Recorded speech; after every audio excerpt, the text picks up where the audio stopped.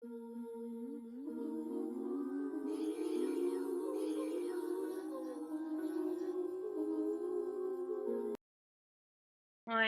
24 years old, and I've never been diagnosed with body dysmorphia, if that's, the protocol, but I would say that I have suffered with it since I kind of started puberty.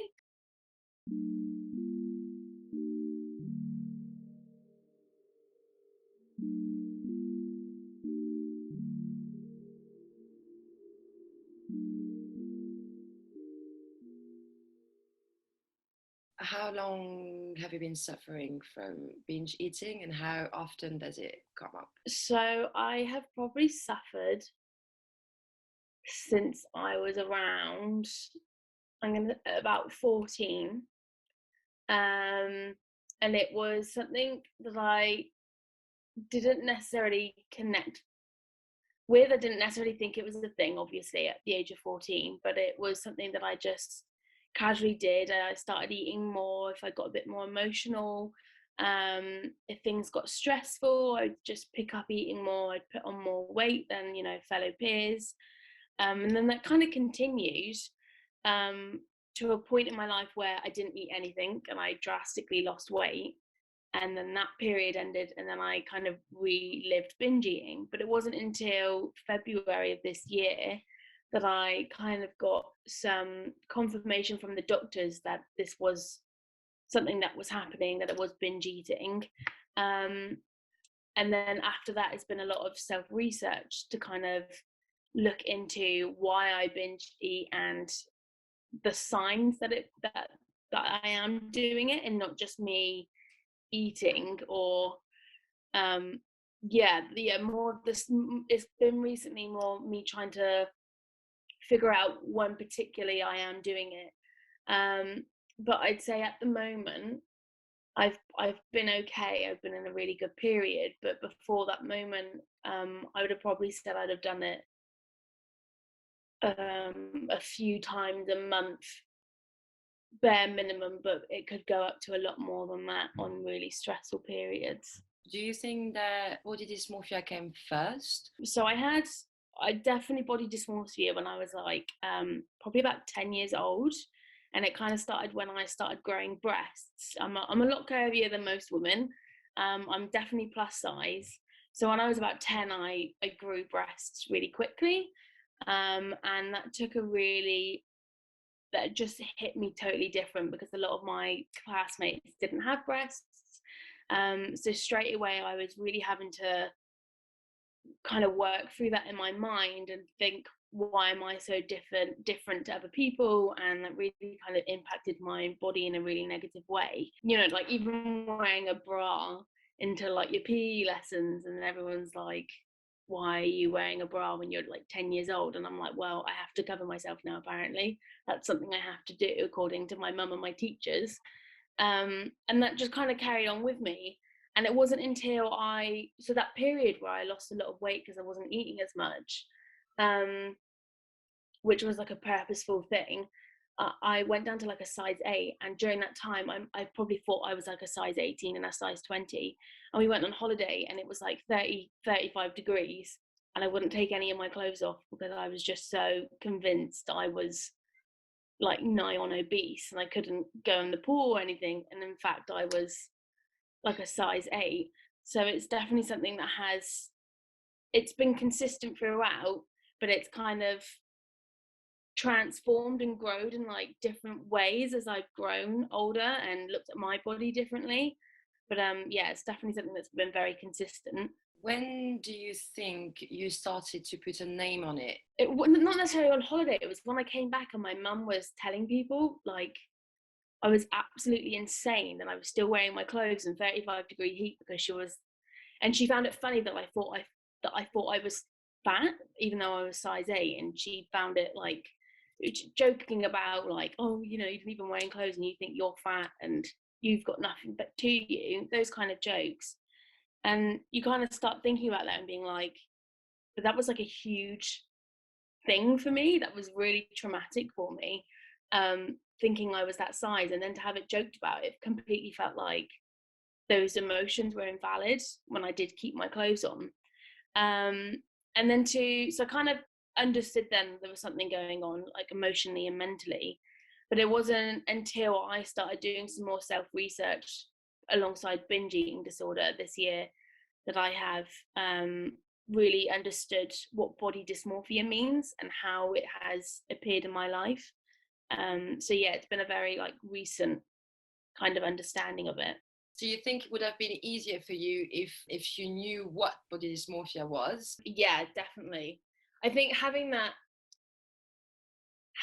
conversation would have been incredibly useful, because maybe not as an intense conversation as going, this is what body dysmorphia is, but maybe having the conversation of our bodies do change, and not even in just the sense of puberty, like breasts grow, your like genitals change, things like that, or armpit hair, like the normal typical conversations that people have, but more the conversations of stretch marks appear, you know, breasts come in different sizes, so they're going to be different to other friends, like bum shapes change, bellies grow, like all these tiny different things just that make everybody so unique and individual. If we kind of had those conversations more, people won't seem unique for having such different things. It would just seem normal, and that body dysmorphia will kind of stop happening for young people, because they'll just start to understand that these changes are normal and completely valid, and it doesn't mean anything on your worth or your value in society. So yeah, I definitely do think for young people we need to be having those conversations, and then possibly then reintroducing the concepts when they're a bit older, so they have a bit more of a grounded attitude, on more of like a theoretical scale when it comes to body dysmorphia. But yeah, but just basically starting to teach young people about the perspectives straight from the get-go, so they do understand how to still treat people with kindness and their own bodies. Yeah. Could you tell me with your own words what body dysmorphia is? Body dysmorphia, as far as I'm concerned, um, is the perception of yourself and your body, and kind of presuming it's something else. And in some cases, it's usually quite a negative perception of your body, and thinking it's not worthy of anything. So for some people, it might be that they're quite slim and they see themselves as quite big, and for them that translates to something that's very negative, that's ugly or lazy. It can mean many different things, but that's kind of the common factor that most people experience. How do you think society affects people that suffer from body dysmorphia? So again, what I said with, I think everybody does suffer from it because of social media and the way that we've kind of created our society now. But other than that, I don't think it's addressed in any way. No one wants to have the conversation, and no one wants to challenge that conversation either. And those thoughts that we have that are actually body dysmorphia, um, no one wants to talk about them. Therefore, we can't really get any of the help. But I think it depends what we mean by society. Like, do we mean our schoolings and our governments? Because I don't think they don't want to do anything. They don't really want to challenge the subject at all. The media definitely don't want to challenge the subject, the industry, because they make money out of it.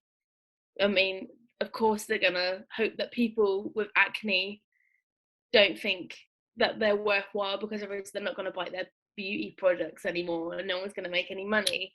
So they thrive from it at the end of the day, and that's why they don't want to challenge it. But I think as general public and that kind of area of society, I think it's something that's slowly being addressed more through social media. And like I said, because it's such a powerful essence in our lives is based around body dysmorphia now, because of social media, we have to have the conversations. We can't escape it anymore. So like the body positivity movement, more things are coming out in schoolings, more people are talking out. It is starting to happen, but it's just coming from the little people essentially, rather than, you know, the big industry and the government and the schools who are, you know, making money out of it at the end of the day. But yeah. How do you feel about the representation of body dysmorphia, eating disorders, more specifically binge eating, in the media? I think there is a like 1% factor of representation for body dysmorphia and binge eating. Yeah, binge eating. There's a lot more representation for people with anorexia and bulimia, and even that's still not great, and that's a very negative stereotype.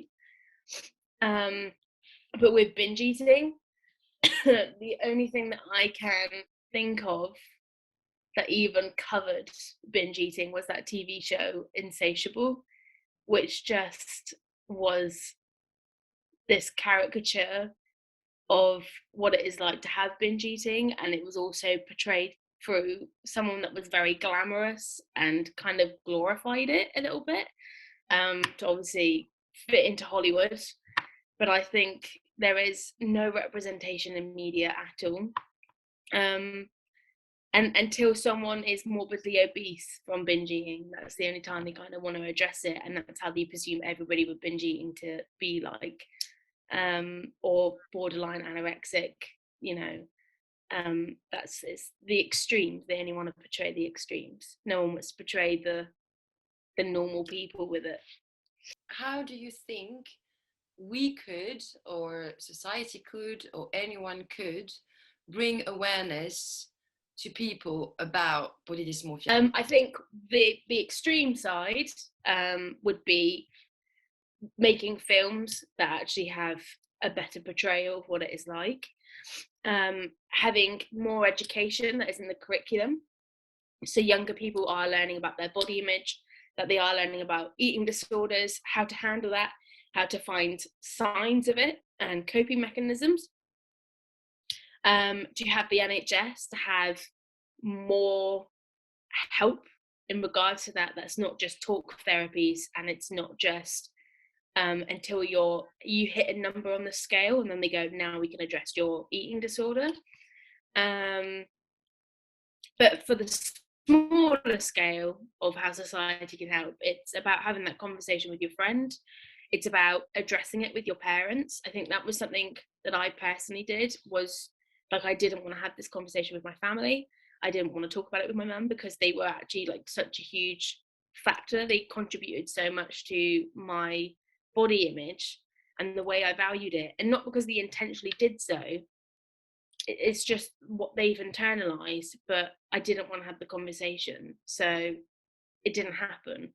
But eventually I have now had the conversation and it's changed. They've grown in awareness, they took responsibility of learning, and you know, taking on their own actions, and just having that conversation had such an impact. And if we felt comfortable to do that, we would be able to do a lot more change than we realize. When you said earlier that you went to the doctor and you said, yeah, what you're experiencing right now, that's binge eating. From that point, what help did you receive? I received no solutions from my doctors when they diagnosed me with binge eating. I think they knew that I had struggled with anxiety and negative body image and depression revolving around my breasts and my body since 14. It's been on my records for that long. However, I think they only wanted to address it now because I've now hit a number on a scale where they have said your BMI is now too high. I'm about a size 22, so I'm a big girl, but now they only want to address it because they're like, oh, now you might put pressure on the NHS. It's not, we know something traumatic is happening, it's here to help you. So I think that's the reason why I kind of got it addressed. So I had no help, I had no solution from them. yeah, it hasn't. It's been a lot of self-research on my own part because of that. Because that was as much help as I really got, other than you need to lose weight, you need to not eat when you're stressed, and we'd recommend going on like on a diet that the NHS recommend. And other than that, that was pretty much it. Do you have anything that you wanted to add that was not in the questions that you would like to say? No, I don't think so. I mean, no, not anything. If you don't need it. Okay.